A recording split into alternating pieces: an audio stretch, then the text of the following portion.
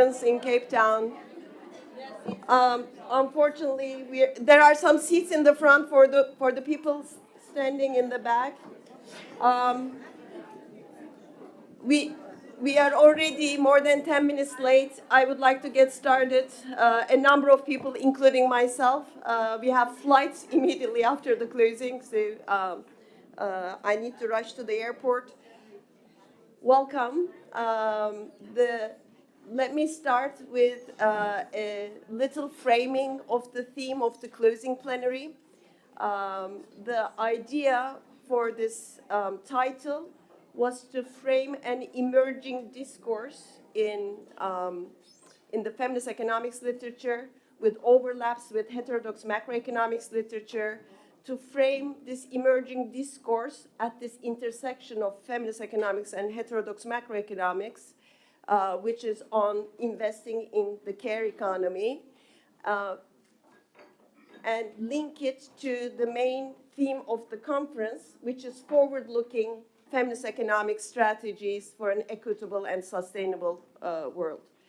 So this literature, or this emerging discourse, rather, let me put it as a discourse, because it's in the past decades starting to have a lot of impact, at least at the international level, and now increasingly at the national level on policy discourse, puts the spotlight on economic returns to investing in the care economy that goes beyond gender equality and that also embraces the macroeconomic policy targets such as full employment, for instance, that is emphasized in the heterodox macroeconomic framework. So to that end, at that intersection, in a much refereed article from 2016 in the Journal of Policy Modeling by Joseph Stiglitz, he talks about how markets cannot create full employment on their own, particularly in the context of a sustained economic crisis around the globe, and how we need proactive industrial and fiscal policies targeting labor-intensive industries such as education and health. So it gives us a sort of an entryway of building the communication channels with that literature. And then this is followed in 2017 by the UNCTAD and Trade and Development Report, to which our journal editor, Elisa, where is she? She's here, has helped to build another bridge by adding this perspective of how, particularly, given the employment challenges associated with structural and technological change, this long-term change of jobless growth, how transforming care activities into decent work should become an integral part of strategies, not only for gender equality, but also towards, again, the target of full employment and building inclusive economies. And finally, the UN Secretary General, in a report called Our Common Agenda, which came out in 2021, asks all UN member nations to make 12 commitments. One of the commitments is with respect to gender equality, and that's where we see the terminology invest in care to ensure women's inclusion in the economy. And we see it in another commitment. One of those 12 commitments has to do with inclusive growth, employment creating growth, and that commitment by the Common Agenda basically says investment in sectors with the greatest potential for creating more and better jobs, such as the green, care, and digital economies, is key and can be brought about through major public investments, along with incentive structures for long-term business investments consistent with human development and well-being. So this is the background against which our speakers today will be presenting their work, both in terms of research and also in terms of policy. And we first start with Özlem Onaran, who's a professor of economics at the University of Greenwich.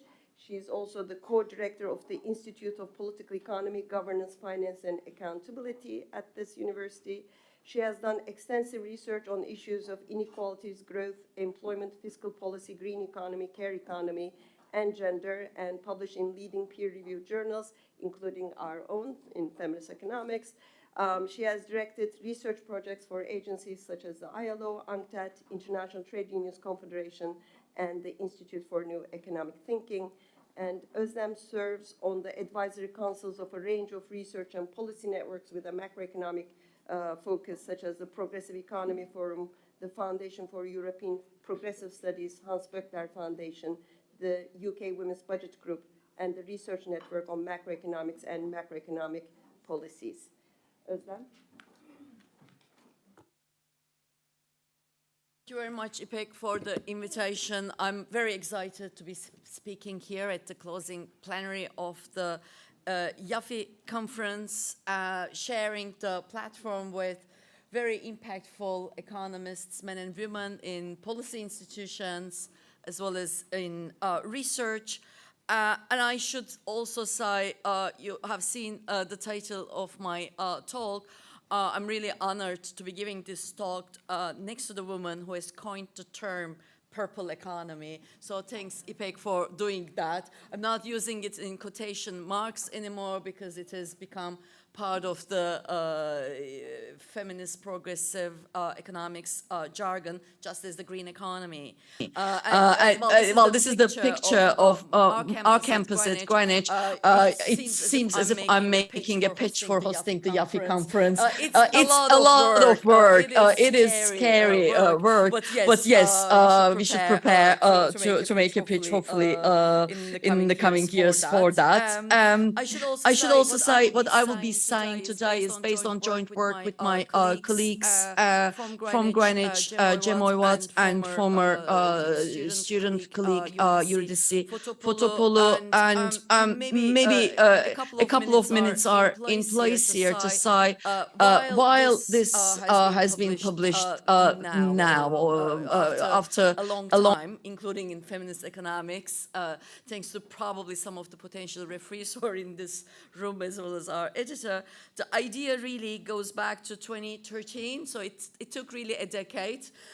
Maybe we are slow, but it was also thanks to sharing ideas and being motivated by, well, a summer school of GEM in Krakow, where our colleague, late Nilüfer Çağatay, was co-organizing it together with İpek and Rania.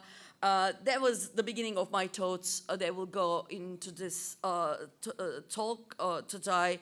And later with the Women's Budget Group, with Diane Nelson, Sumil White, and others, and more recently with the Care Economy and Work Project Network that was co-led by Sergio Floro, and in particular the Rebuilding, Rethinking Macroeconomics stream within it, where Elisa has encouraged a lot of my thinking around that, and lots of comments from Karen Grown.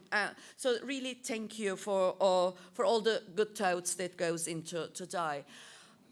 It has been said in multiple sessions today and in the previous 2 days, but the big picture is important to see the urgency of what we have been talking in this conference. We are facing multiple crises, including the care crisis in an aging society, intermingled with the demographic change, climate change and ecological breakdown, amidst intersecting inequalities in terms of gender, class, and race.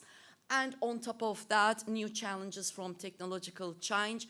This time it is different. The old school development led by manufacturing and job creation won't cut it in the age of artificial intelligence. So whatever policy mix we will be proposing has to simultaneously solve all these problems. If we focus on one, the other will come and bite us back.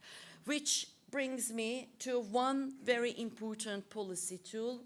We need to lead the way. We need to mobilize urgent and large-scale public investment, public spending, matching the needs we have in terms of investment in social, purple, care economy infrastructure, and investing in the green economy.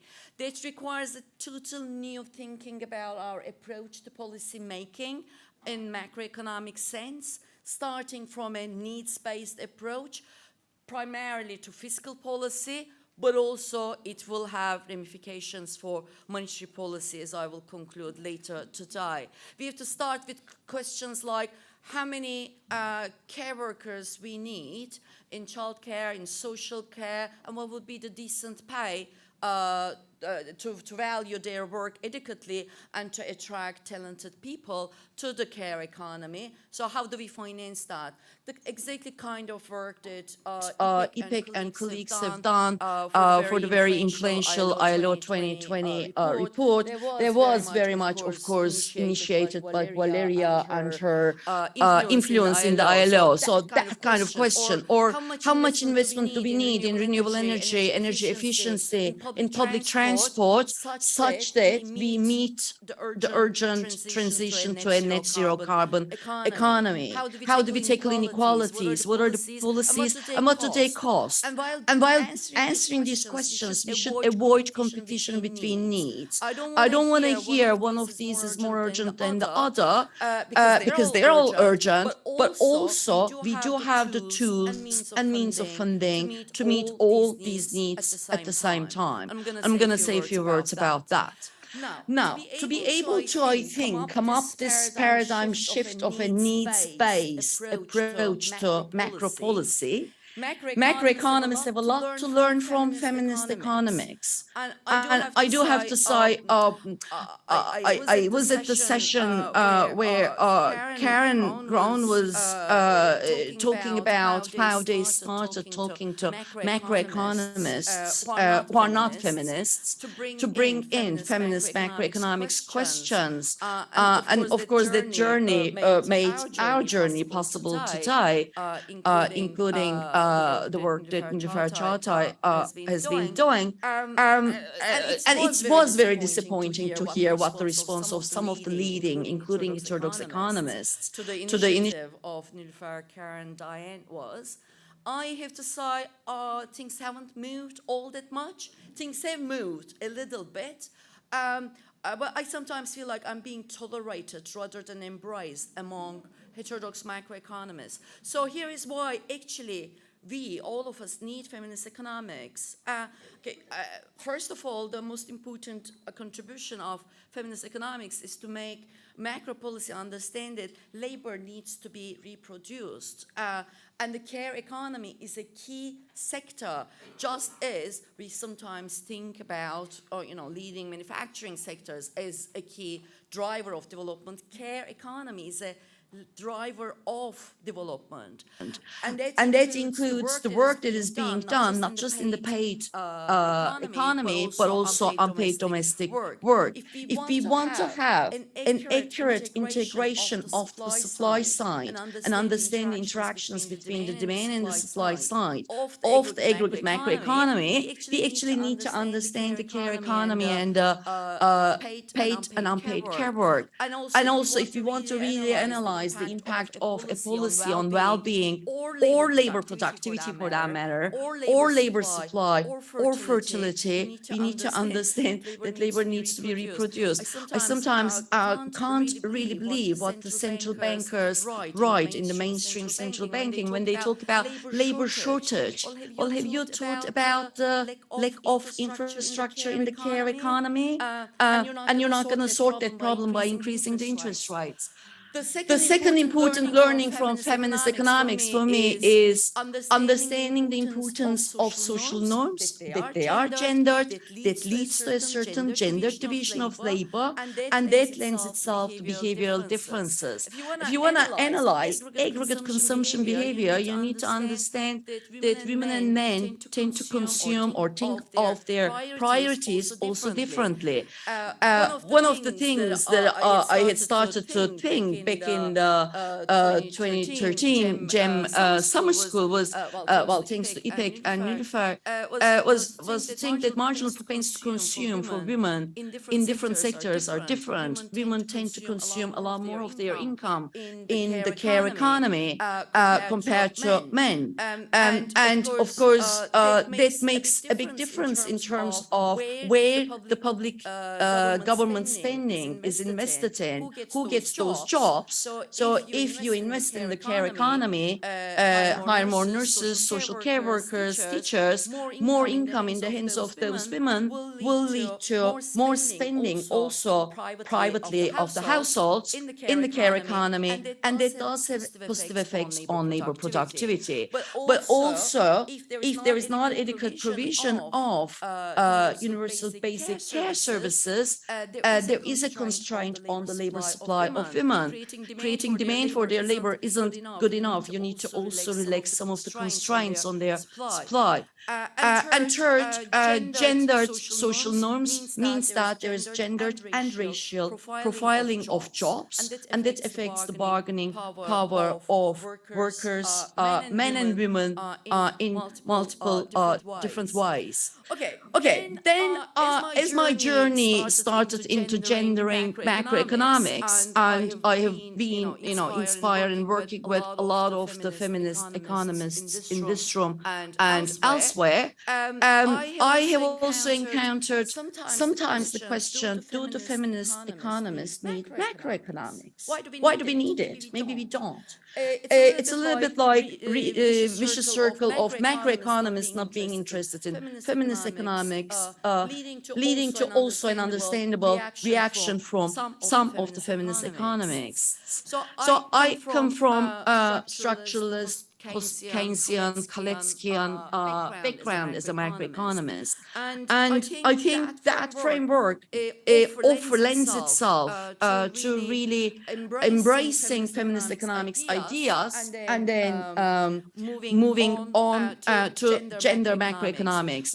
What is important in that work that we have been doing, moving further, synthesizing the work that has been done, Elisa Brownstein and colleagues, Stephanie Seguino, İpek, İlkkaracan and colleagues, Jerome Dehonau, Suman White and colleagues, in terms of this demand-led growth models, is to bring into the picture demand-side constraints, which means that public spending in the care economy, green economy, other infrastructure will have multiplier effects on demand. It will affect income distribution, both from a class and gender and race perspective, and it will have effects on employment.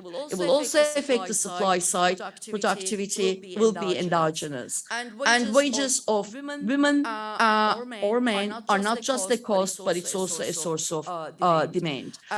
Gender gaps, distribution of wealth and income endogenously affect each other and affect the demand and supply side. And all these are embedded in structural features of the economy, from gendered structure to sectorial structure. So one of the key questions of that macroeconomic work has been for us to pin down the impact of public investment in the care economy. Think of that as hiring more care workers and paying them better wages, closing gender pay gaps. That is very strong demand side effects on consumption, not just the level, but also the composition of consumption, because care work is very women labor intensive.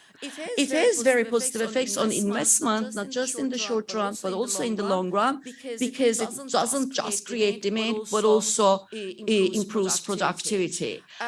You could be forgiven for thinking, public spending, if not matched by tax increases, might lead to public borrowing, public debt to GDP effect might then discourage private investment. That effect is very small, economically very insignificant, if any. And mind you, when the public sector invests in the care economy, GDP increases too. So the public debt to GDP ratio won't increase 1-to-1. Very strong supply side effects, very strong employment effects for both women and men. The multiplier effects are so high, despite productivity improvement, we still get very impressive job effects. And here is the last thing we have done for the International Trade Union Confederation, looking at 8 emerging economies that applies to emerging countries as well. What you see here is a repeated annual stimulus to the care care economy, increasing public spending in the care economy by 1% of GDP every year for 5 years.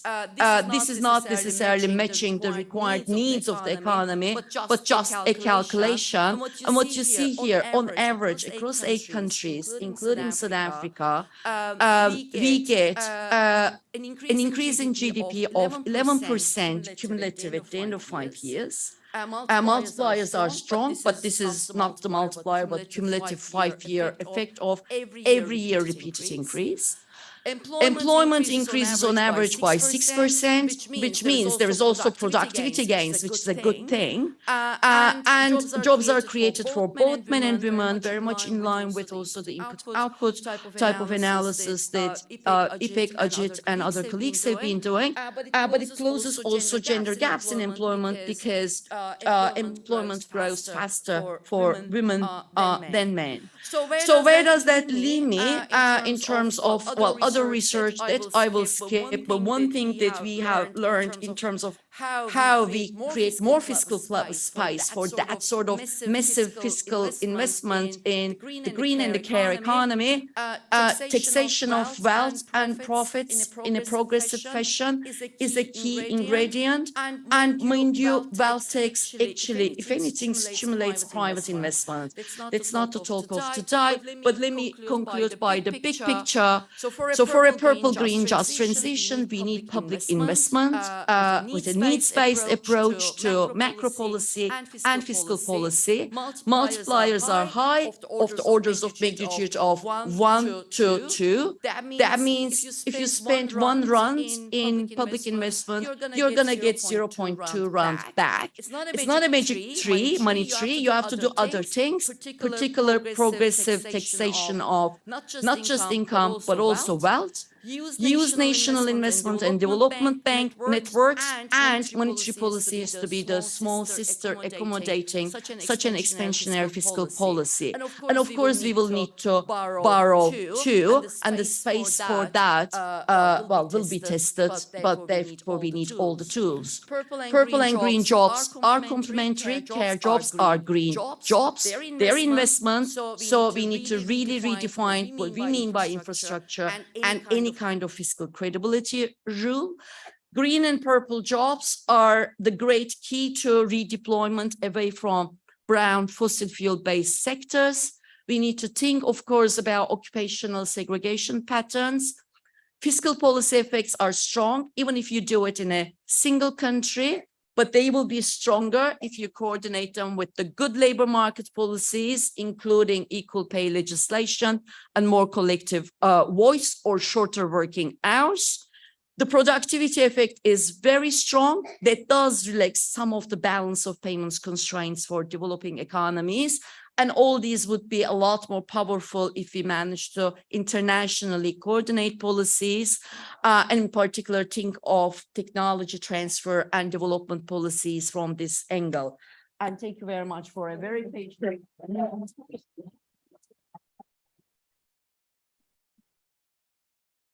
Thank you, Özlem. That was a perfect start to our discussion, although we are running over time. So our next speaker is Ajit Zacharias, who's a senior scholar with the Levy Economics Institute in New York. He is right now joining us from Chennai, India.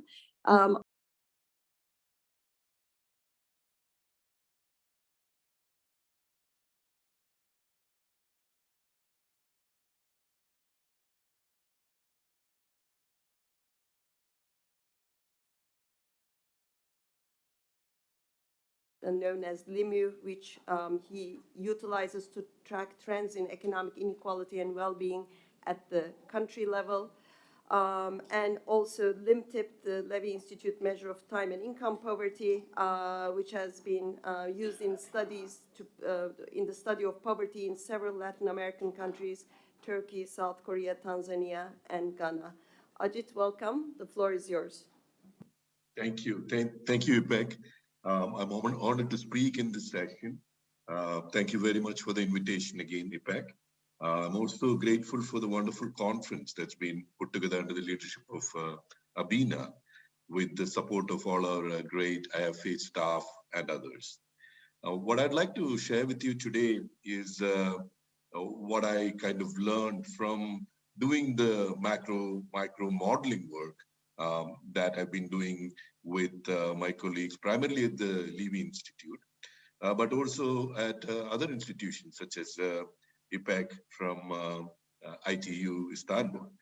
So just to provide some background, because where we are today, perhaps make a sense, would be better understood if I describe briefly where we came from, is that our initial foray into this type of work was to assess the distributional implications of the so-called Obama stimulus, or more formally, the American Recovery and Reinvestment Act of 2009. That was passed when Obama was the US president. At that time, the act was thought of by many of its supporters as the next big thing after the New Deal of President Roosevelt back in the 1930s.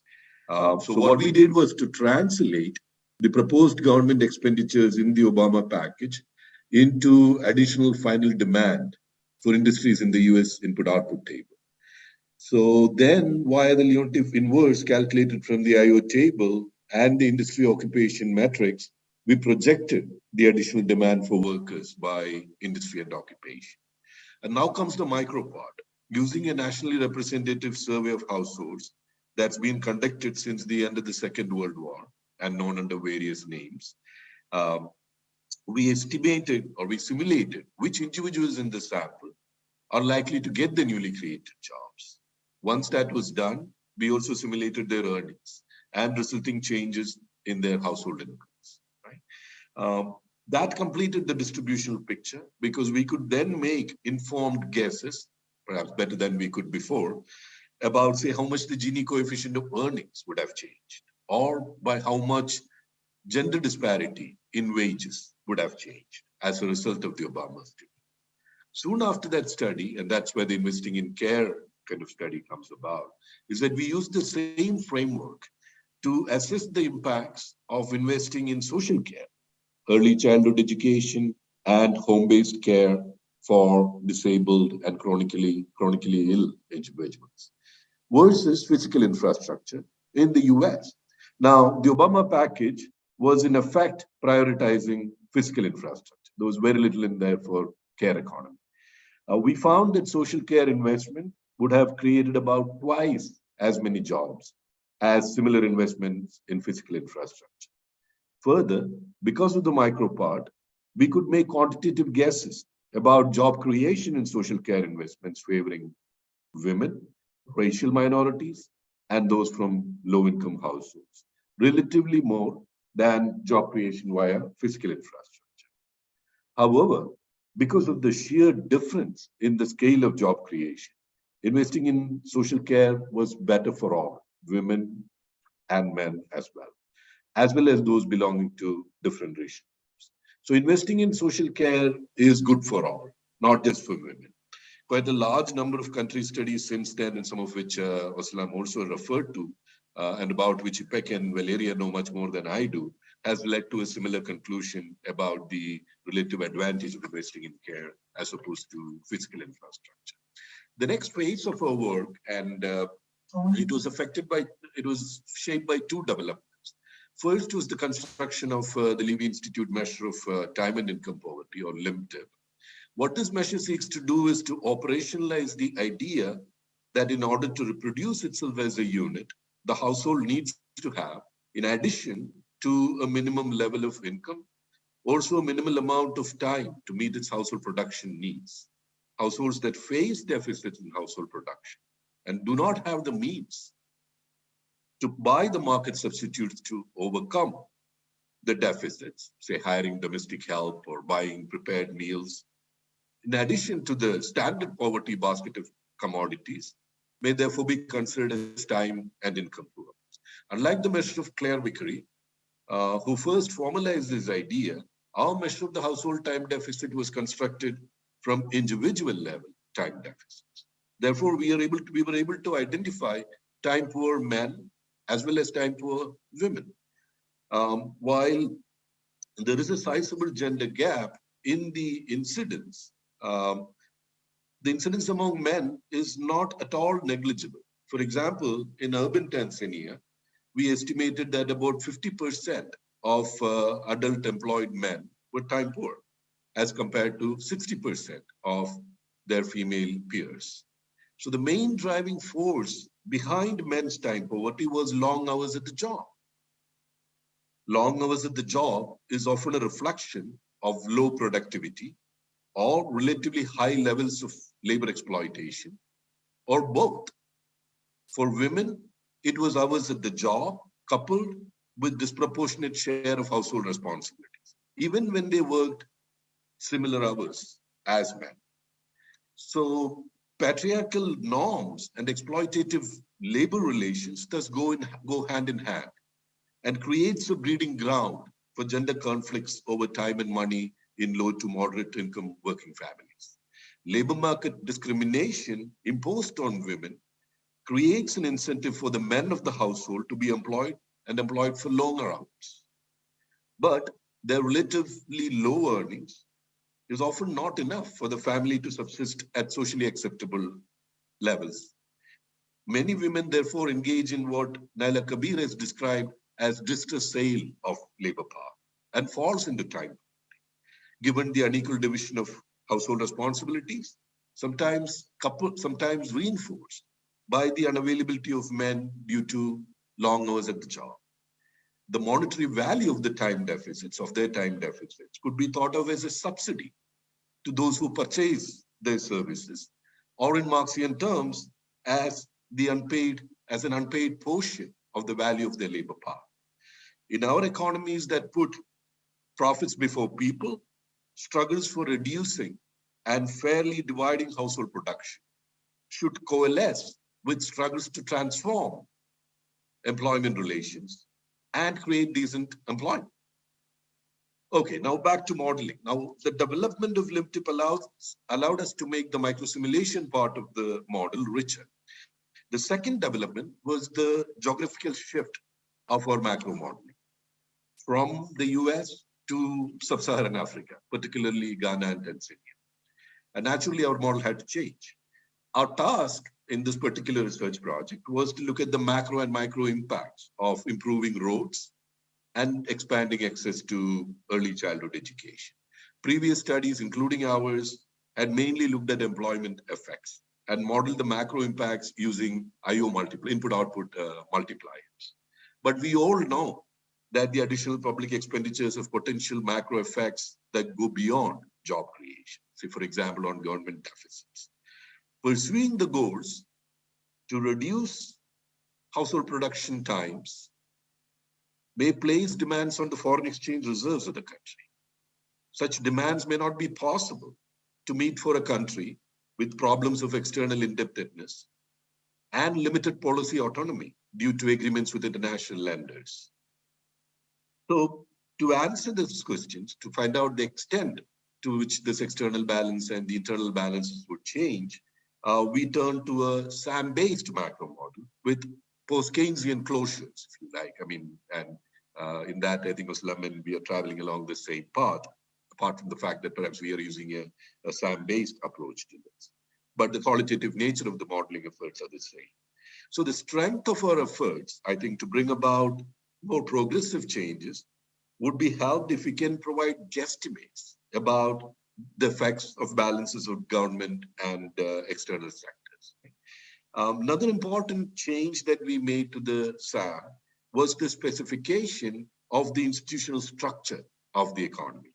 In economies like those of Ghana and Tanzania, the private sector is populated mainly by on-account producers, self-employed, including unpaid family workers, right? With capitalist units that employ wage labor, both corporate and unincorporated, constituting only a minority. So outside of the private sector, there are public enterprises and agencies of general government that provide public services like public health or public education.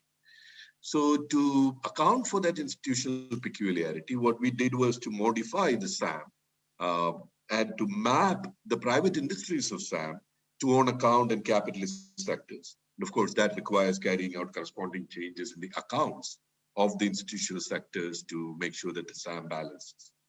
Institutions, and the reason behind that, the motivation for that is that institutions and social relations of production shape macroeconomic processes and outcomes. It's therefore quite crucial to account for them in our modeling. The SAM we used for this exercise was what would today be described as a flow concept. But we cannot really meaningfully investigate questions such as, for example, the increase or the impact of the increase in, say, government deficit, like we found for Ghana when we did this policy simulation. For this, we need a macro model that is stock flow consistent, as Win Godley has taught us. So the last decade really has been a big jump. Ajit, I have to interrupt. I'm not sure if you're seeing the chat, but you have 1 minute to go. Okay. Okay, thank you. I'm winding up. So as I was saying, that the last decade has seen a big jump in the stock flow consistent modeling, which is very exciting, at least for me. But most of it is focused on the global north and sparse in terms of distributional features. So I think that in the future modeling of the macroeconomics of care, we would benefit a lot by adapting these stock flow consistent models to better fit the economies of the global south. We should also work with a full-fledged representative sample approach, as we are doing in the Levy micro simulation models, than the representative agent approach. To be explicit, we are better served by doing gender-aware policy models that incorporate a stock flow consistent macro model with appropriate institutional detail and full-blown micro data. Thank you very much.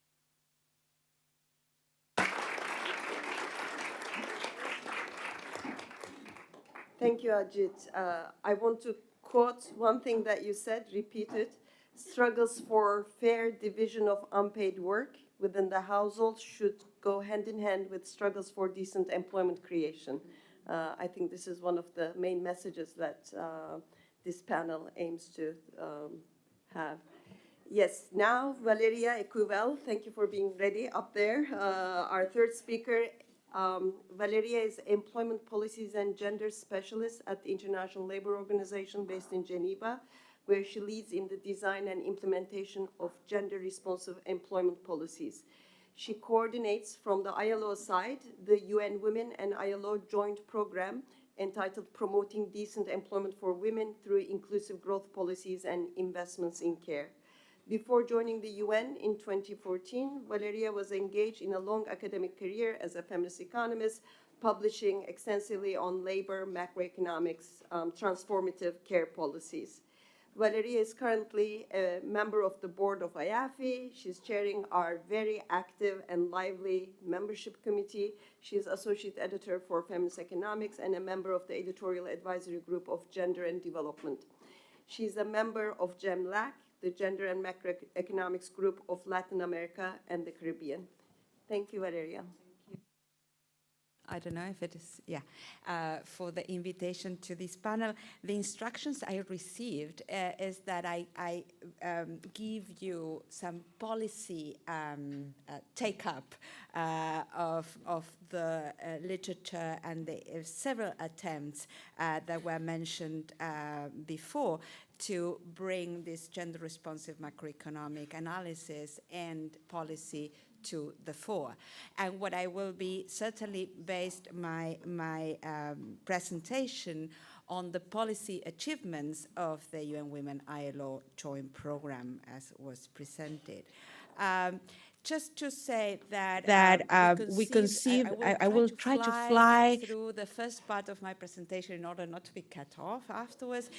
But we had, we produced immediately, as we had just started, a feminist analysis of the COVID-19 crisis, identifying the lack of macroeconomic policy or gender-responsive macroeconomic policy responsive, the fact that women were, in this crisis as opposed to previous ones, the first one hit in relative terms in the first round of COVID-19 lockdowns, and then that because of this particular crisis, it was very, very clear for those of us not in this room and in this association, that unpaid care work was an essential part of how economies and societies work.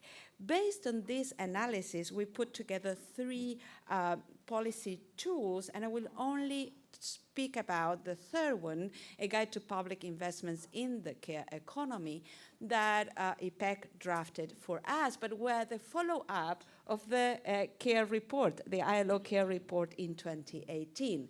And so we use that to do estimations at the country level of the cost and also the positive impacts of the investments in care, and that also fed into the global accelerator on job and social protection.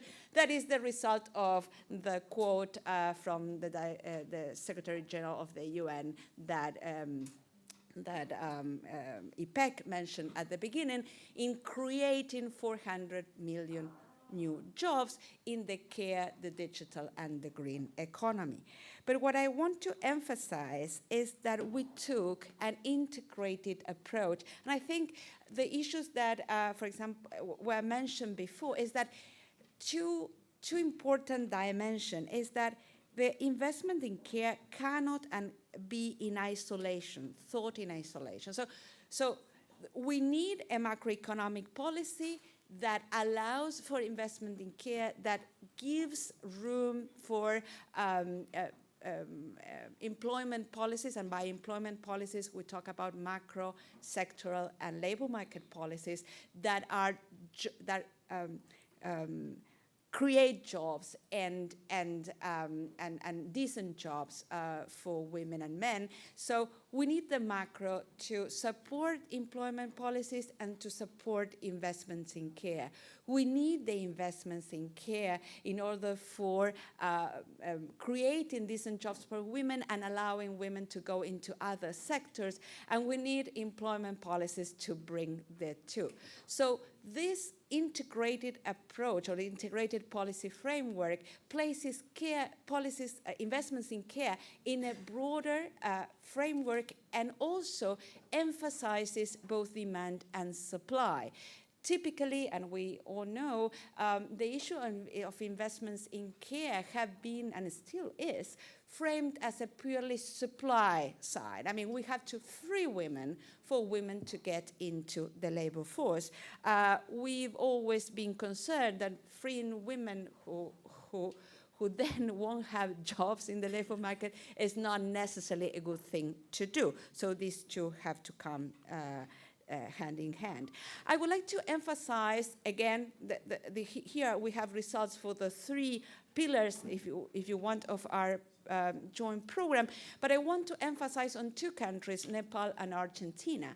And why? Because in the case of Nepal, the costings that we did fed into Nepal's approach to be to try, or pitch, if you want, because it hasn't been decided yet, to be part of the global accelerator. So a costing that became taken on board by the National Planning Commission then feeds into a policy planning that hopefully will get traction.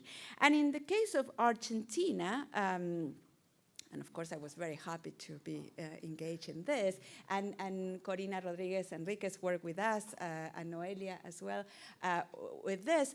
We provided the figures for the National Care System Bill to be put forward in ways in which demonstrated that this could be funded and could be costed and funded and was feasible. So it was not a wishful thinking. It was also a very concrete way of setting and costing the policy that the authorities wanted to have. But I would like to close with 2 big thoughts, or two big issues. One is how our language and our preoccupations have been taken on board, our preoccupations and our approach, I would say, have been taken on board in Latin America. This is the Buenos Aires commitment. The Buenos Aires commitment was signed last November in Buenos Aires, and it has several, I mean, it's the agreement of Latin American countries and their national women's machineries. And they are very, I mean, that come forward very explicitly about recognizing care as a right, to provide care, to receive care, and to exercise self-care, and a policy agenda that fosters comprehensive care systems doesn't work, and in strategic sectors of the economy for a transformative recovery with gender equality. And of course, the approach I showed you before is exactly this one. But I wanted to have two other quotes that to me I hope will resonate with you. Point 26 says, design, implement and evaluate macroeconomic policies, particular fiscal policies, from a gender equality and human rights perspective, with a view to increasing sustainable public investment over time in care policies and infrastructure in order to guarantee universal access to affordable and quality care services. And I have to point not only this emphasis on this progressive take in a time when things are not looking good in Latin America in terms of foreign debt, inflation, and fiscal constraints.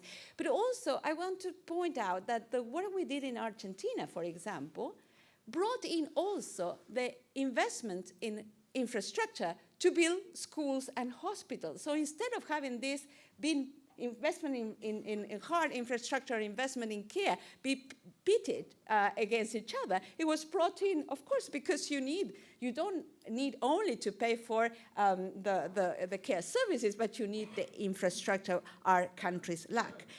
But also, look at this quote. Look how our ideas travel. In point 34, the Buenos Aires commitment says, encourage the measurement of the multiplier effects of boosting the care economy in terms of labor market participation by women in their diversity and of well-being, redistribution, economic growth, and the macroeconomic impacts of the care economy, including through the measurement of time use, needs, and demand for care, the evaluation of unpaid care work in the national accounts, the cost estimations, and the calculations of the investment and return related to care policies and systems. So this is a triumph of feminist economics, but this is also a triumph of the women's movements in the region who have embraced this agenda. And that's why I took note of what was said before. We were embraced in Latin America, taken on board and embraced. And I think this is a triumph of the feminist movement. But I would like to close, and I hope I'm okay, with the challenges moving forward. And one is that, as Özlem mentioned, we need to move towards more integrated modeling efforts, because at least in the ILO, for example, our macroeconomics colleagues are ready to embrace gender-responsive macroeconomic policy, but not so much the input-output kind of modeling. They challenge the idea of induced effects. So we have done other attempts as well we ran a modeling exercise for the Global Employment Trends for Youth that was published last year, where we included positive productivity effects that the investments in care could bring up. But of course, if you include, as was mentioned before, positive productivity effects, then you fear that the employment effects won't be as high. And I think one interesting result is that the demand side effects dominated in Africa and the Americas, whilst the productivity enhancing effects that are supply side dominated in Europe and Central Asia. So there is some grounding for the fact that we have different approaches and also different policy priorities depending on where we are. And the work we are hoping to keep on doing is expanding the debates on fiscal space. Again, with the Buenos Aires commitment gives us a great opportunity in tandem with monetary policies in an effort to not to isolate the investments in the care economy debates from the macroeconomic policy framework debate. But I will end with one word. These things that we talk about, this dynamic thinking, is basically not brought up. I mean, we are going to extend in the complexity, but we get the language of there is no money. Short-term counting, no money. And that is, with all our sophistication, but that is our, I think, next step in convincing policymakers that this is feasible, possible, and urgent. Thank you very much.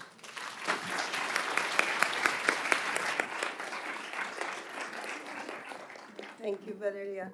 We take note of the differentiation in terms of the context and structure, specific outcomes of different macro interventions, and also the Buenos Aires commitment and the regional experience in Latin America is definitely inspirational and gives us hope. Thank you for sharing that. So now our fourth speaker is another macroeconomist, a woman macroeconomist, which is a rare find, as we know, particularly also in the context of sub-Saharan Africa. Maureen Were is a senior economist in the research department of Central Bank of Kenya. She has a wealth of experience in macroeconomic policy, macro modeling, gender analysis spanning over 20 years. She has previously worked as a research fellow for the United Nations University World Institute for Development Economics Research, where she was seconded to Ungozi Institute in Tanzania to head a collaborative research program.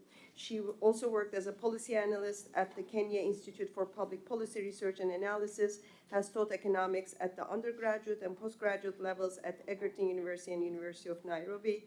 In 2013, she won the competitive one-year Mo Ibrahim Leadership Fellowship that placed her in the Office of Director General at the World Trade Organization in recognition of her leadership potential. Welcome, Maureen. We look forward to your intervention. Good afternoon, everyone. Can you hear me? Yes. Okay. First of all, I'm really honored and privileged and humbled to speak to this plenary session. And I was asked to look at the macroeconomic policies and implications on the care economy in the context of sub-Saharan Africa and why that is relevant. And last night, as we were going for the sumptuous dinner, I was seated to some young lady, and we were chatting about how the conference has gone. And she was telling me how excited she is, because this is her first time in IAFE, and she was so excited, like following all the discussions and the good insights that were coming out. And I told her one thing: when it's all said and done, if it doesn't find its space in the policy space, if it doesn't find its way in the policy space, then it just dies there. So we can say all we want to say, but at the end of the day, if we don't have a way of finding all this good thinking and ideas, how they can be captured in the policy space, what is not budgeted for is not achieved. And that's why macro framework and macroeconomic policies are quite very important. So I just thought about this, the quick way of summarizing all that we have talked about, and even my previous speakers. And the theme of this conference is envisioning strategies for sustainable and equitable development of society. And we could look at it as there's that when you look at the program, there has been so many topics on care. I tried to go through the program and I was shocked how much sessions were there on care. Look at your programs. 24%. And you'll find so much care all over the place. So by the end of this conference, I'm sure all of us know what goes in the care economy. So I'll even assume that I'm not going to talk about it as even my...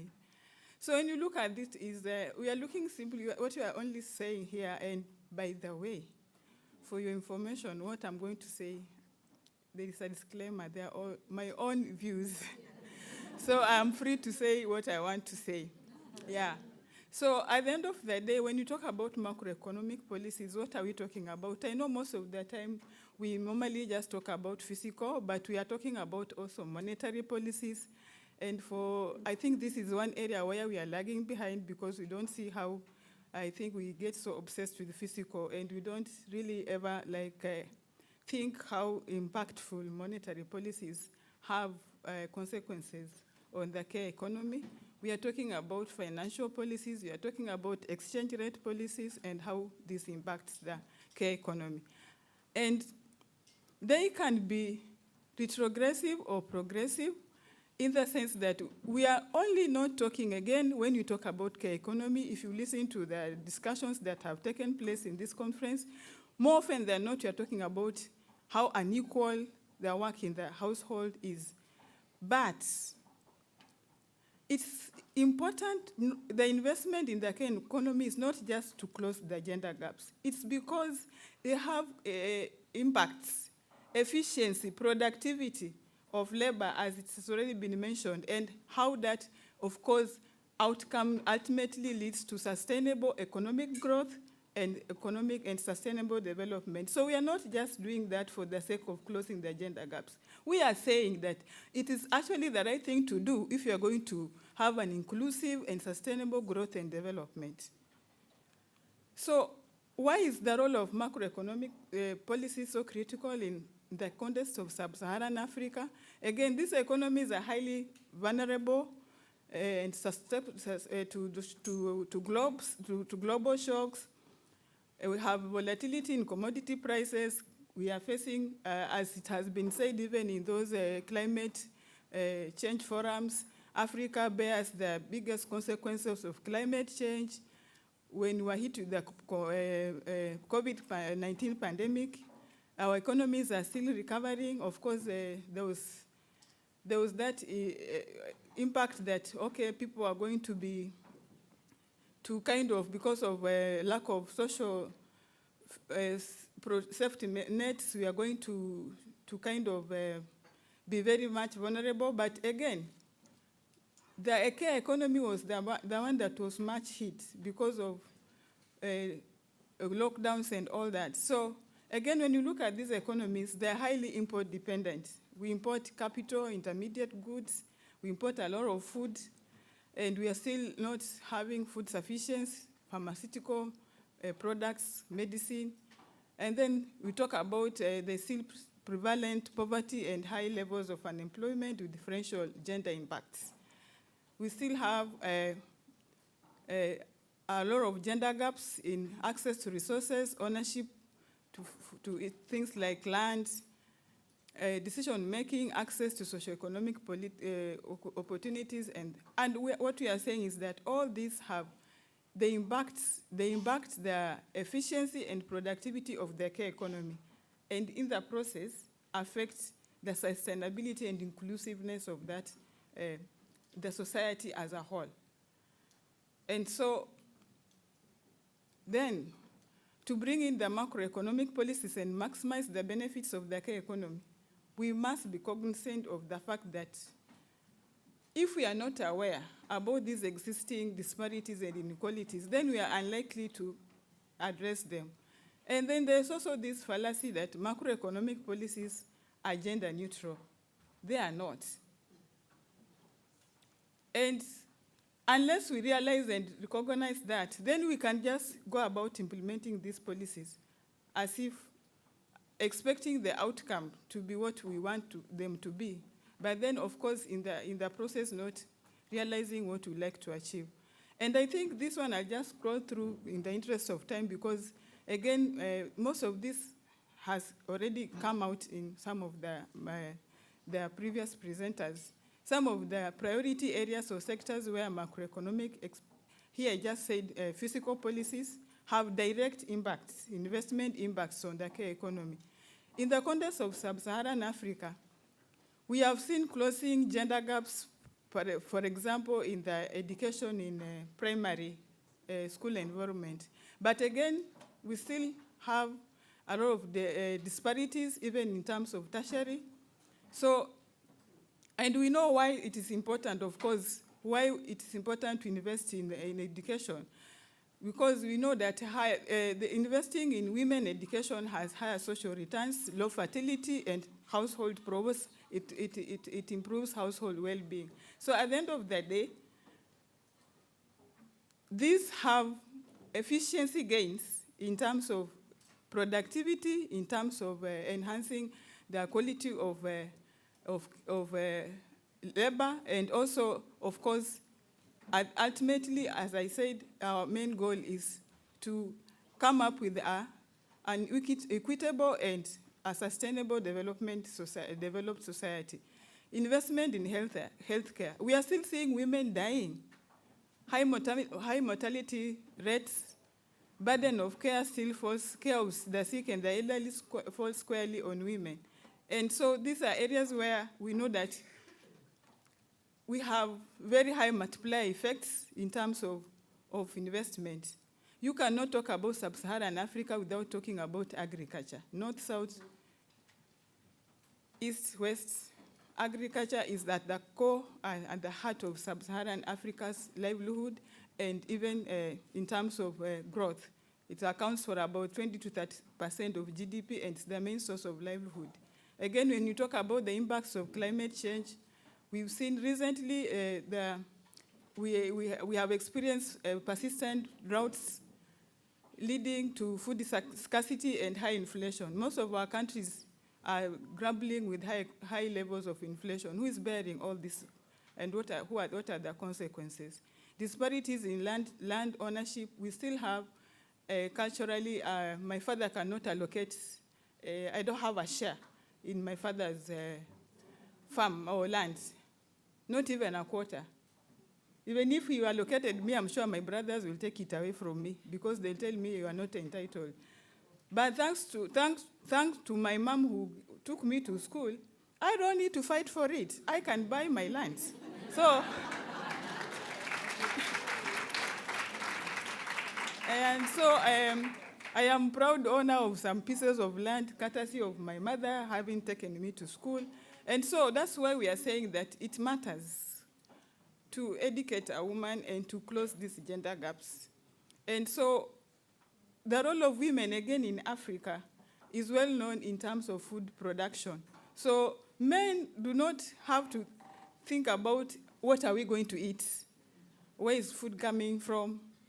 So if you are going to increase productivity, if you want a healthy society, then you have to address challenges that face in the agriculture, in food production, and women are also mainly concentrated in the subsistence and crop farming. And then men deal with the cash crops largely, and that's where, again, money is. So if you are only going to invest or policies that favor cash crop farming, then what are we going to do? As long as you will not address the challenges in the food production or subsistence production and ignore women and the challenges, then we are in to have food insecurity for quite some time to come. And so we have social protection, and again, in the case of sub-Saharan Africa, we have a large informal sector with disguised employment, with low productivity. And I just want to finish up with infrastructure investments. Yes, I'm good. I have seen. 2 minutes. Yes. So infrastructure investments have the great potential of reducing the women's care burden in the care economy. And in the last one or so decade, we have seen our economies picking up, making very huge investments in infrastructure. So for me right now, I can when I come from the airport, I can use the standard gauge railway. So we have the standard gauge railway, we have super highways and all that, which is fantastic because this increases productivity. But what we are saying is that equally important is not to forget the access roads to markets, to health facilities, to employment centers, or to enhance women's participation, and public utilities. We're still having things like, honestly, in this era, people should not be dying of cholera. I mean, we need access to clean water, sanitation, clean, affordable sources of energy. In Africa, in the rural areas, most people are still grumbling in darkness because of lack of access to electricity. Now, some of us who have some income have now put up solar panels for our parents and all that, but how many people can afford that? So these are things that we are saying have very potential outcomes. And as I said, most of the time, monetary policy and financial policies seem sometimes to be skipped, but we are talking about how can we come up with inclusive finance, access to financial services, through harnessing digital financial services to reduce gender disparities and the time poverty that women often face. Access to affordable credit and monetary policy dilemma. Here is now where it becomes juicy because our objective as central bankers is price stability. And now, thanks to the mainstream thinking of multilateral institutions like the International Monetary Fund, we are all shifting to inflation targeting. So how do we reconcile this inflation targeting versus growth employment objective? Come to exchange rate dynamics. Right now, most of our countries have gone through very significant depreciation of domestic currencies. And I can tell you the impact on the ground is massive. Remember what I talked about, most of our intermediate goods are imported. We import wheat, we import medicines, we import intermediate inputs. All the cost of fertilizer and all these have gone up. And so you end up in kind of a vicious circle. So I leave you with this challenge. How do we address these challenges? Food for thought. I've had so much talk about increasing public spending. And for us, in the policy space, we say, we have limited fiscal space. Give us a break. We have a limited fiscal space. And so all this that you're talking about, right now we are in the era of fiscal austerity, contractionary policies. And behind this is the conceptual underpinning and framework that informs this.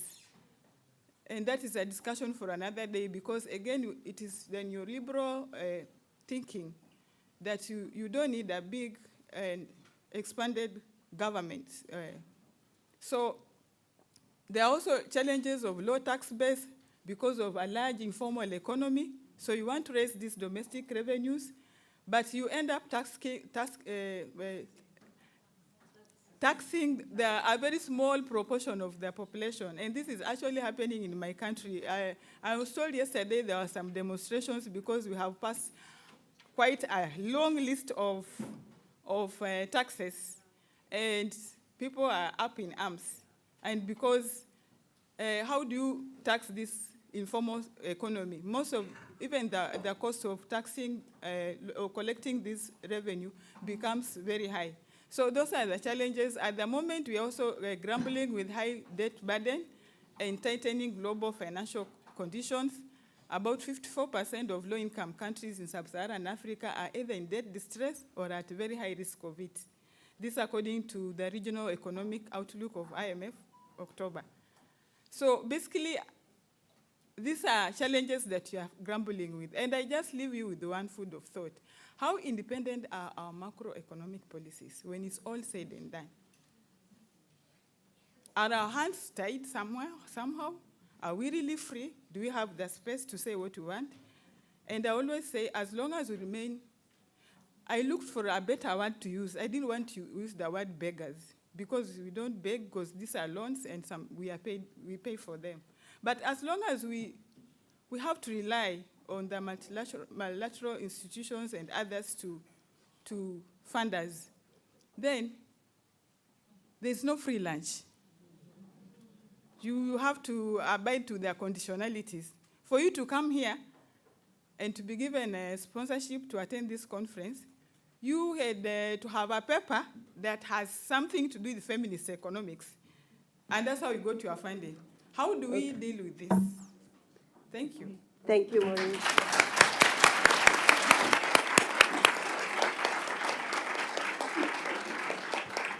Yes, thank you. Thank you for this framing in the regional context, showing us both the similarities, overlaps, as well as the differences, particularly in regards to the need for investing in physical infrastructure for care, for caring better, ability to care better, and also importance of agriculture. So investing in green, purple, digital industries, and also sustainable agriculture as a fourth area. Last speaker is Francisco Cos-MonGel. Hi, Francisco, joining us from Mexico City. Francisco is Senior Research Coordinator in the Gender Justice Program of UNRWA, United Nations Research Institute for Social Development. Before taking up this position, he had been Senior Research Officer at UN University's Institute on Globalization, Culture, and Mobility. Previously, Francisco was UN Women's Economic Advisor for the Asia and Pacific Regional Office. His work focuses on macroeconomic and microeconomic analysis and the sociocultural constraints on human agency. Before joining the UN, he served in the public service in both Mexico and Canada. In Canada, while working at the International Development Research Center, he spearheaded the Growth and Economic Opportunities for Women Initiative, a 5-year research program that generated the most of the recent evidence on women's economic empowerment and economic growth in Asia and Africa. Welcome, Francisco. The floor is yours. Thank you very much, İpek. Good morning, dear colleagues. I am really sorry I cannot be with you this morning in person, but I am delighted that I can join you remotely to share this closing plenary with distinguished colleagues. IAFI has always been a priority for me personally, and previously as an official for IDRC and recently as a UN official. The United Nations Research Institute for Social Development continues and will continue to support the work of IAFI as much as we can. Congratulations to IAFI once again. This morning, I have been asked to discuss why and how the linkages between the care economy and macroeconomic outcomes matter for the development of policy frameworks. Although I feel that there is little I can say after these presentations and to such an erudite audience, I can, of course, give a number of examples. Today, it is widely recognized that governments spending on social services, in particular on care activities, generates a high multiplier effect on employment. And our UN Secretary General's report, Our Common Agenda, recognizes that investment in sectors such as care has a great potential for the sustainable development goals. The work of Özlem Onaran on gender in macroeconomic analysis, the work of Rani Antonopoulos and Ajit Zacharias on time poverty, the work of İpek İlkkaracan on the purple economy, Sergi Floro on integrating the care economy in Colombia, Anna Parves in Uganda and Zimbabwe, or the work showcased by Valeria Esquivel recently are just some examples on the positive relation between investments in care and macroeconomic outcomes. However, these macro benefits is something that we as feminist economists have always argued and known since the seminal work of Boserup, that investing in gender equality pays off. But while the instrumental arguments for investment for care are necessary, I think it's important to take a minute to reflect on the intrinsic argument behind care and the reproduction of human life. And I would like to use the rest of my intervention to reflect on probably the most important outcome of care and reproductive work, what I consider to be the most precious good that we have. And this is life. I think it's especially important to discuss life in these moments of great uncertainty. And this needs to be taken in the context of what we call justice and the results we face without there being any justice. The precariousness of life, recurring violence, and inevitably mourning. I believe that the reflections of anthropologists and philosophers such as Martha Lamas, Judith Butler, and Henrietta Moore help us to get closer to certain answers. When speaking of precariousness, we should allude to the fact that any human being could be exposed to disease, destitution, bodily injury, debilitation, and death from events beyond her control, just like the COVID pandemic proved. Butler says that human beings do not control and cannot control the conditions that determine our lives. And this truth is lived by individuals, since the experiences in which human beings are most vulnerable not only reveal our precariousness as individuals, but also the failures and injustices of political and socioeconomic institutions in relation to social and economic marginalization. For example, accidents at work and the reduction of social services affect certain people much more than others, especially the working class and the unemployed. Economists like Abir points out that if someone lives in poverty, it is because the political economy system has failed. Similarly, if there are homeless people, it is because there has been a social failure to organize housing in such a way that it is accessible to all. The same applies to our unfair organization of care. I am not going to discuss with you experts the unequal distribution of care between men and women that we all know well.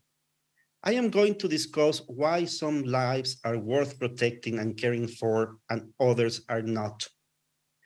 What human beings are considered human? What lives do we mourn when they disappear? A few weeks ago, the world concentrated its attention to the search for 5 human beings who lost their lives while trying to reach the remains of the Titanic. However, few remember that some days before, dozens of migrants had died in the waters off of Greece. The unmourned lives, the uncared lives, are the lives of those human beings who already live and or work in poor sectors and areas of our world.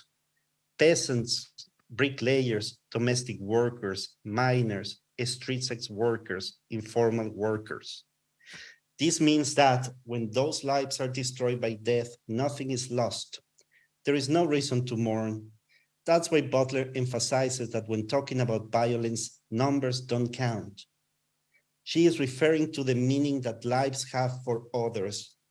And here is where I insist that while also thinking about policies and the instrumentality of care for growth, we must also relate the meaning of care to our sustainability as humans.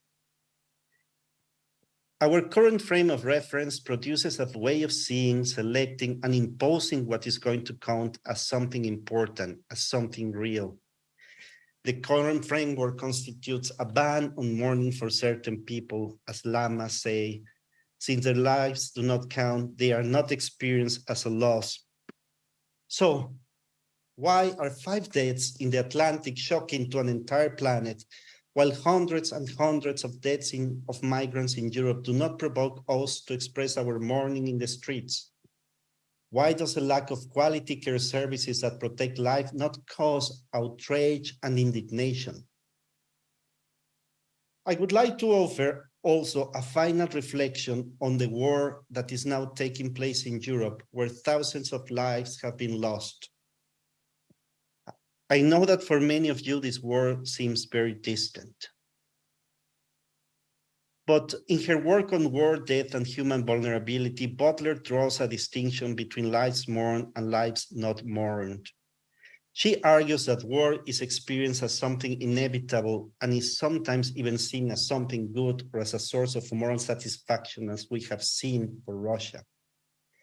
But at UNRWA, we believe that if we are against war, we must know under what conditions the war takes place in order to dismantle the conditions of its possibility. What does it mean to respond ethically to violence? Moore says. And here, I think it's important to recall Susan Sontag's interpretation of the eerie war photographs in regarding the pain of others. According to this cultural critique, these photos show truths in a disassociated way. They document the horror, but do not provide elements to understand the cause of the horror. In this sense, although the photos we see in Ukraine have the momentary capacity to move us, they lack the narrative coherence that allows us to understand. If, as Sontag says, the visual representation of suffering becomes a cliché, what can we think of the representation in Ukraine or other parts of the world of the media discourse? The news about people executed or disappeared and graves filled with human remains no longer cause the shudder that they did a few months ago. They have already become one more cliché of our situation. Who mourns those lives? Who mourns the people that are not taken care of, that are not cared of? Continuing the reflections on precariousness and betterment, Butler says that in the destructiveness of war, there is no way to restrict the trajectory of destruction. But in war, like in any other crisis, visualizing our own precariousness could lead us to visualize that of others, and then perhaps do something. So it's not only about policy, it's about how we as individuals and societies do also something about the crisis of war or the crisis of care. In their argument in relation to precariousness, feminist economists point out that every person depends on social relations and an infrastructure to have a livable standard of living without suffering. And as Butler, they show that the radical inequality that exists between a livable life and a precarious life is also expressed in the difference between lives that deserve mourning and lives that do not deserve. Francisco, we have 1 minute left.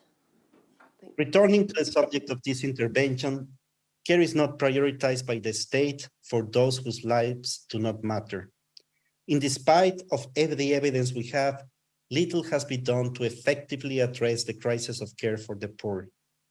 Besides a world of policy that we as feminists, as economists, as feminist economists already know, we should continue interrogating the conditions that allow the continuing crisis of care to take place in order to dismantle the conditions that make it possible.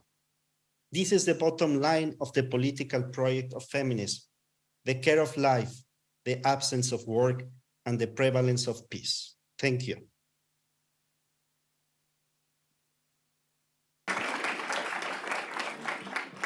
Thank you, Francisco, for this intervention. And despite your personal situation, thank you for making the effort to be here.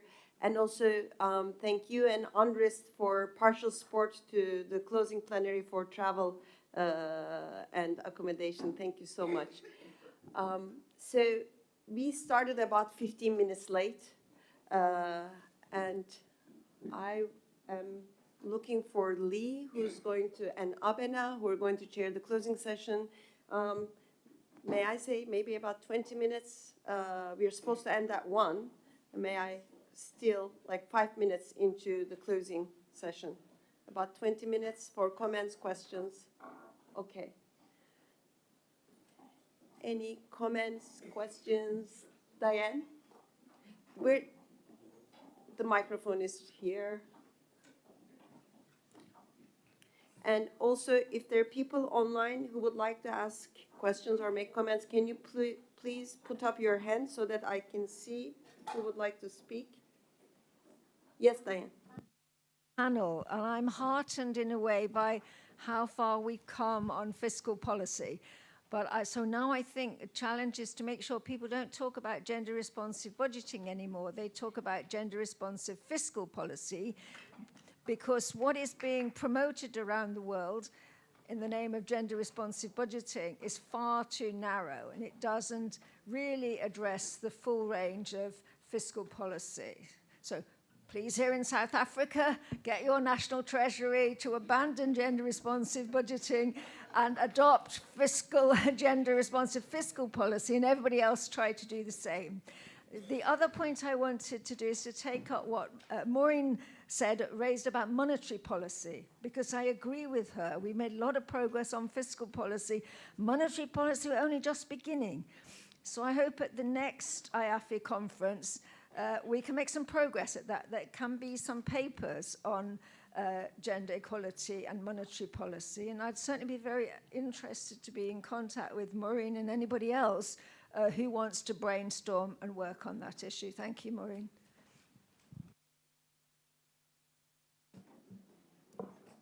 Do I see any other? Yes, please.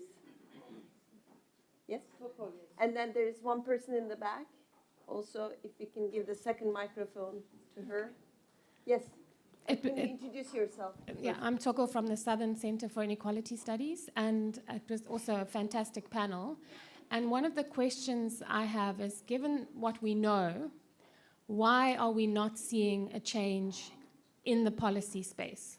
So we're seeing a complete pullback from the post-COVID. I mean, in South Africa, we've just done some analysis on our fiscal framework, and it's a bloodbath. I mean, they're cutting social services left, right, and center. So what is it, are there any thoughts about how we can shift the policy? What do we need to do, essentially?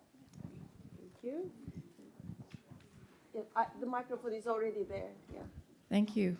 My name is Ritu Verma, and hope you'll excuse me. I'm an anthropologist, not an economist, so I apologize in advance for my question.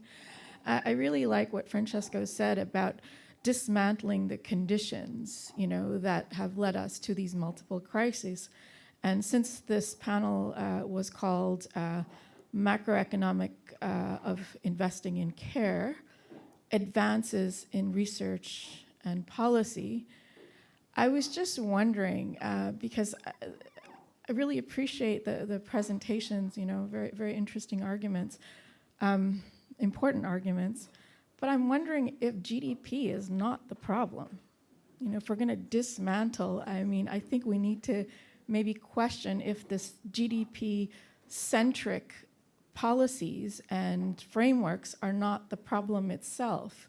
Because what they do is they externalize environmental costs. They externalize women's unpaid care work, and they've led to this, climate crisis and widening of socioeconomic inequalities. And they also externalize, historical issues and injustices. So putting the hands, money in the hands of very, very few people who are controlling the shots. And, if we're going to talk about advances in research and policy, shouldn't we also be including this incredible growing degrowth and post-growth movement? Shouldn't be that a question or inclusion in a policy discussion, because it is growing really rapidly and raises a lot of questions. Thank you. Thank you. Any other questions? There are 3 hands in the middle. Hello, thank you. I'm Luisa. I'm from Brazil. And I wanted to ask to the panelists, because we've been hearing a lot here about how certain states differ from each other. and echoing the words of all of those that have been talking about the problem of debt and not having autonomy to act. So I'm just wondering, in terms of, we're talking a lot about public policy, so how to think of public policies in all these distinct situations, because states differ from each other, but also in time, and social infrastructure is very easy to dismantle. So suddenly you have a very right-wing government in your country and just dismantles everything that has been built. Or you have states where women are actually hostages of their states, like Iran, for example. That's the way that a lot of women put it. So just wanted some feedback on that. Thank you. To your right. Hi, thank you for this wonderful panel. Learned a lot. So I had two questions. One was, and I'm sure this is something that you've addressed in the various reports of the UN organizations, but that is, there seems to be an assumption that investing in the care economy seems to take the domestic nation state as its basic unit for economic intervention.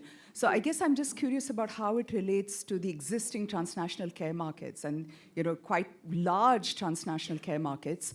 And as a lawyer, I'm concerned that obviously the huge dividing line between migrant care workers and domestic care workers is precisely that migrant care workers don't have rights, right? And the agenda for decent work has not gone very far in terms of protecting the rights of migrant care workers. And I don't know if this has something to do with the forecasting you have in the, the table where you play out the national situations. And for the Philippines, right, the numbers, the bars didn't look very high. So I don't know if this is a function also of countries that export a lot of care workers. So I'm just curious about the transnational part of it. The second part is about the investment in the care economy. And this is, again, could be that it's outside the remit of this panel. But, given current levels of aspirations in terms of, having worked in villages in rural parts of India, people want their kids to work on computers. And, so, I understand that there is some kind of hesitation about wanting to do care work. And that could be because obviously it's devalued, it's performed by women, so on and so forth. But women included, how do we address aspirations for maybe not wanting to be part of the care economy? Thank you. Thank you. There was one more hand. We will take that question and then we will come to return to our speakers. Yes, please. And can you introduce yourself? Okay, thank you very much. My name is Aina Maria Iteta from Namibia. I have one question, I think, to Maureen. It's just something that she said about which is really a going concern, the borrowing of African country to be specific for the sub-Saharan countries. This is really getting alarming that we are really, falling into debt that we cannot probably sustain any longer.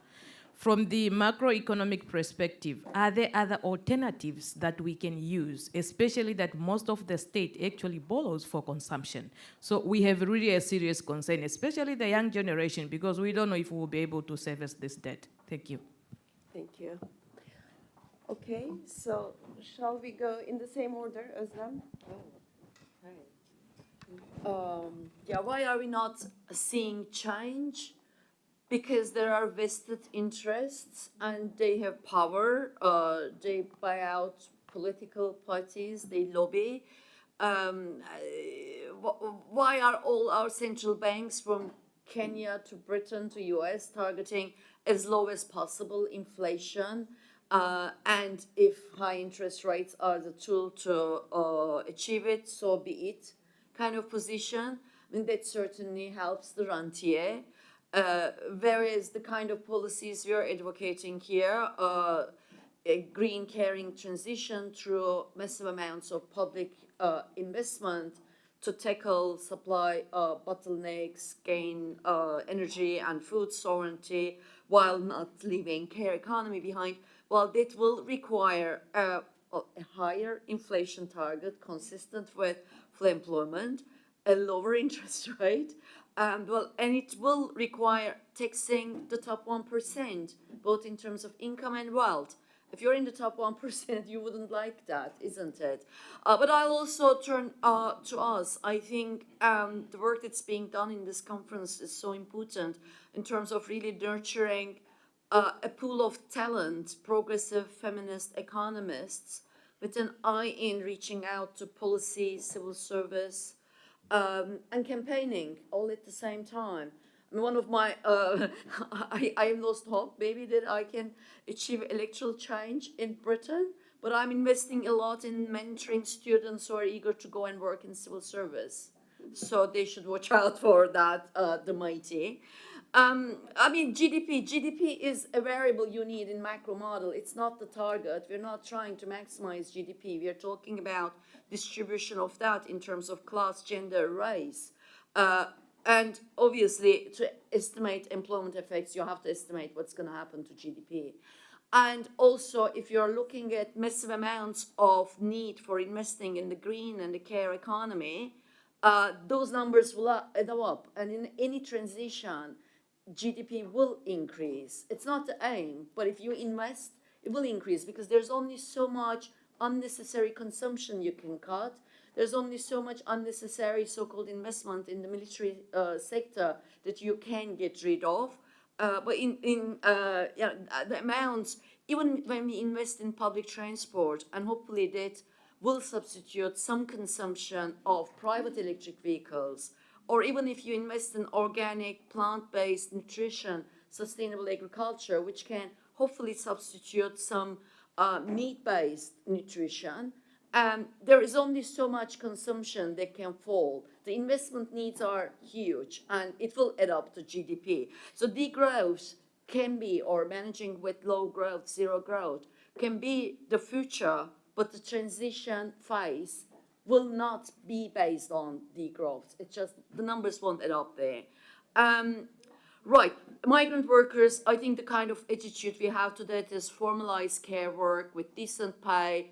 That would include also migrants having the right to settle, bring their families, and will have the decent pay. I know it's very difficult, easier said than done. And when we are talking about finding carers, hopefully without needing to extract the care labor from Philippines, making it an attractive job for the Koreans themselves in South Korea. It's about, again, any job can become a decent job. If you respect the people, give them voice, the decent pay, that the value of the work they do really require as key workers, and give them career progression options and training requirements. That doesn't mean not to value the care work that those people are doing without those training and education requirements. But obviously, it's a very valuable job. I don't know why bankers need a PhD in maths, but a nursery teacher or care worker isn't expected to have that. But of course, then you need to pay the people the pay that you pay to the banker today, and eventually norms will change. Norms will change for young men and women. Those would be attractive jobs that everyone will want to go and enroll to do these at various different levels. Not everyone will want to have a master's or a PhD. Some will want to have just an apprenticeship, or they will be doing different tasks in the care economy. Now, what do we do in the redeployment from fossil fuels to a 50-year-old plus, I mean, no ageism, I belong to that age group, men, to redeploy in the care economy? Probably at some stage we need to think about voluntary redundancy packages as well for these people. Hence, we need a lot of money, and hence we need to tap into the untaxed wealth. Fiscal space for the developing economies, particularly in Africa. We need to get serious about that cancellation, and that's also the colonial debt of the north to the south, to cancel that debt today. That will create space. But obviously, yesterday in a great panel, we discussed about the need for wealth taxation also in the global south. And the multiplier effects are big, but we need a clean slate, and that requires cancelling the debt and getting a lot more serious about development aid and technology transfer from the north to the south as well. Thank you, Özlem. Shall we go in this order with the speakers in the room? Okay, I'll be brief in the interest of time. Yeah, so why don't we have the change in the fiscal space? I think there are quite a number of reasons why, and just some are to do the theoretical underpinning that guide this kind of thinking, and others that the multiple shocks we've had in the recent past. Remember, we had the COVID-19 pandemic, and before the economies could recover, we had the Russia-Ukraine war, and this had multiple impacts on the domestic economies. Then we have had the climate, the drought. So that has really hit the economies hard, and of course, again, given that most of these economies are largely informal economies, so the revenues have been dwindling because of those. So you end up in kind of a vicious circle, and then the debt situation. We had to increase our borrowing to address some of the pandemic impacts, and now it's coming to haunt us because the interest rates in the global markets has gone up. So we are kind of in a vicious circle, kind of a trap. But having said that, that links me to the question on the one that Maria asked about. What do we do about these debt concerns? Yeah, so the debt issue right now is biting. Yeah, it's quite biting because we have seen countries like Zambia, for example, defaulting during the pandemic. Luckily, they have been able to do debt restructuring. Now, the challenge is, unlike the 1990s when we had debt largely from the multilateral institutions like IMF and World Bank, right now we have multiple creditors. We have sovereign debt, sovereign bonds, the Euro bonds. Most of the economists took up Euro bonds. We have debts from China because of the infrastructure development that the countries have been putting up.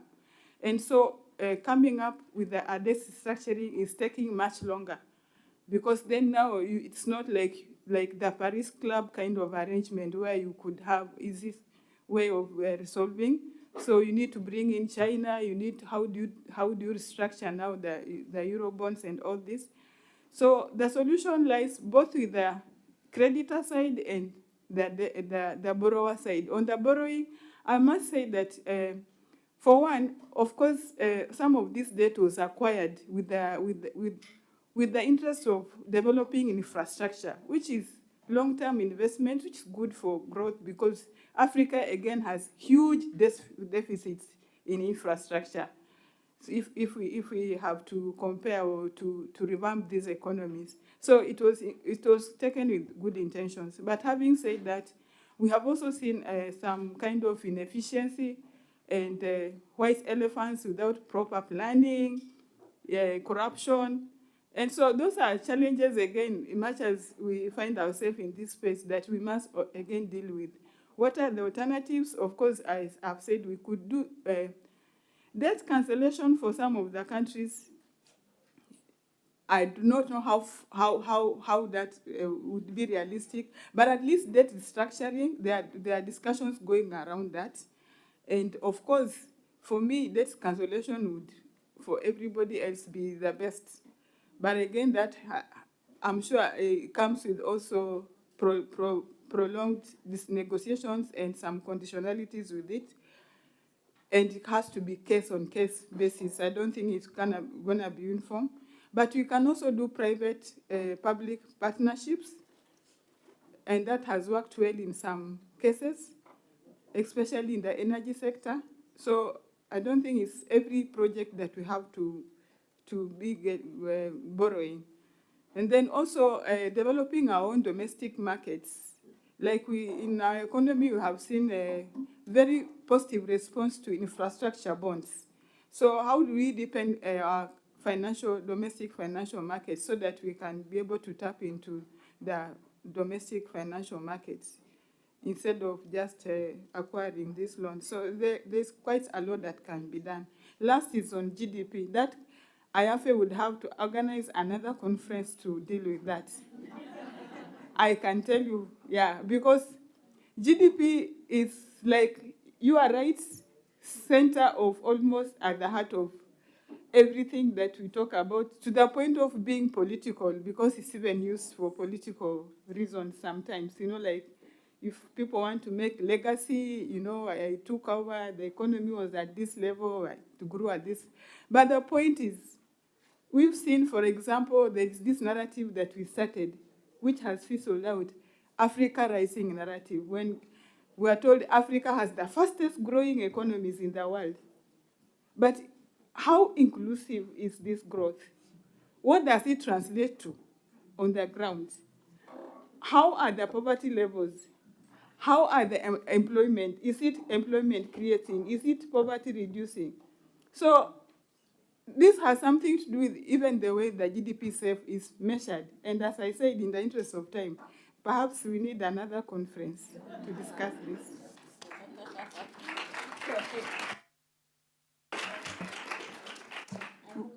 Maureen already handed you the 0 minute.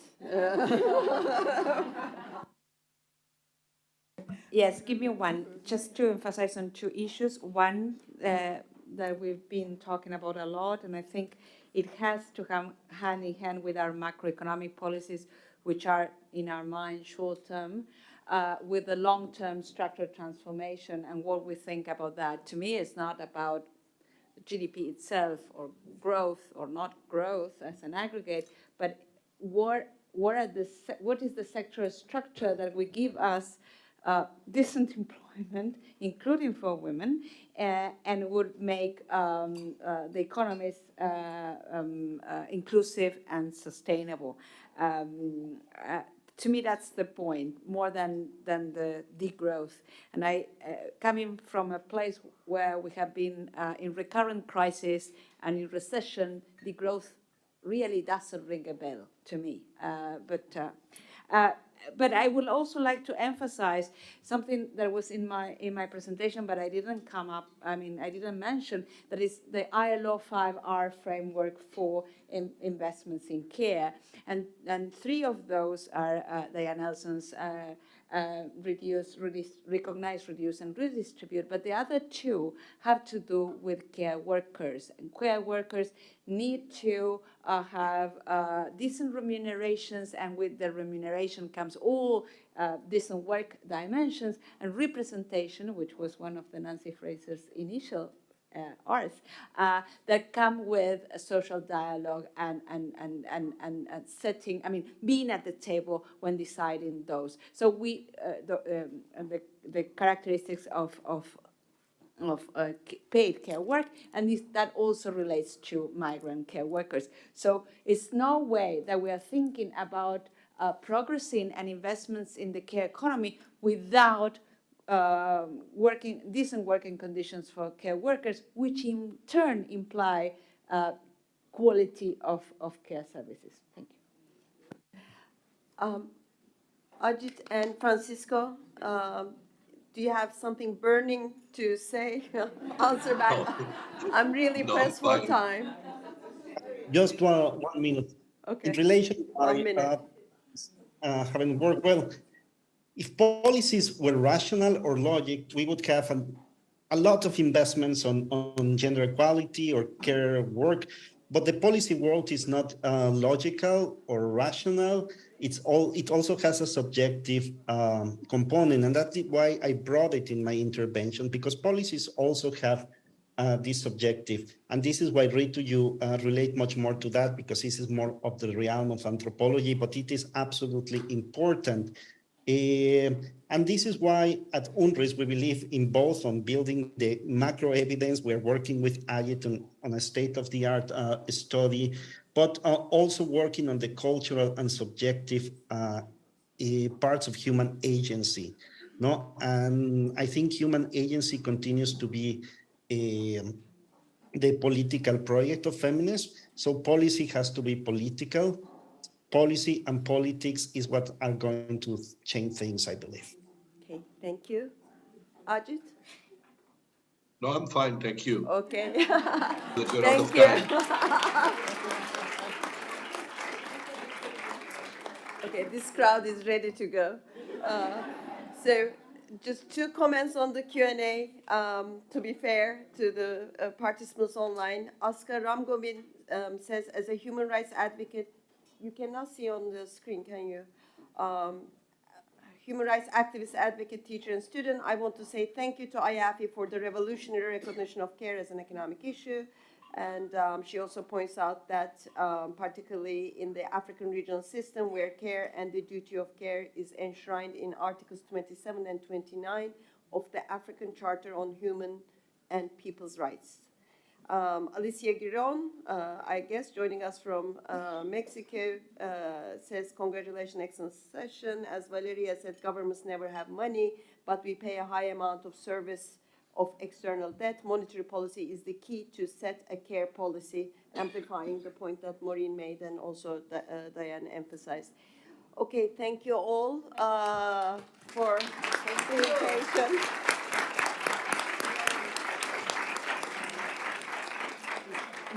Two announcements. One of them is that Maureen unfortunately misplaced her phone yesterday.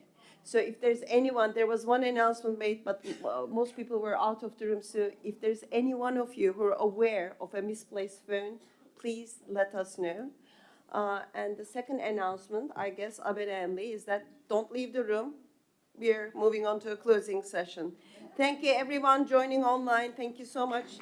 You can continue. You can continue to stay online if you want to join us for the closing ceremony.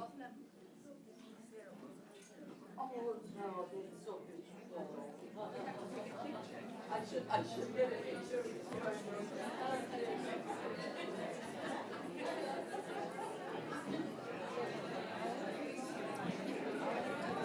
Tebrikler arkadaşım ederim. Mutluyum. Ben